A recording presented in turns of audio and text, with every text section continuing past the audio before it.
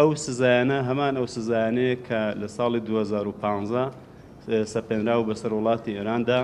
و لە سەردەمی ئۆباما کاراسانی کرا لابرا. خۆتان ئاگادارن کە دەواازە سنوورەکانی هەرێمی کوردستان هەموو کاروبارە بازرگانەکان تێدا ئاسایی بووە و هەموو کاڵا و کەلوپەل و سوتەمەنیەک هەم ڕۆشتووە هەماتووە هیچ گرفتێکمان نەبووە.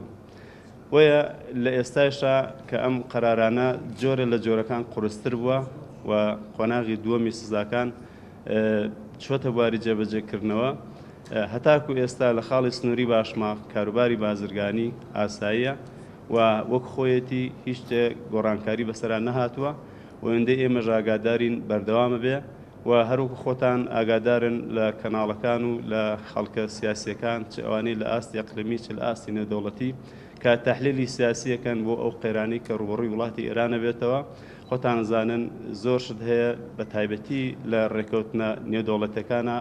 ئەو کاروبارانی کە پابەندە بە کاری مرۆییەوە نایگرێتەوە. وەیە لە ئێستادا ئێمە هەموو بازرگانەکانی هەرێمی کوردستان و هەموو خەڵکی کوردستان دڵنیا دەکەینەوە کە لێرە کاروباری بازرگانی ئاساییە و هەموو شێوە کاڵایەک هەم داغڵە بێ و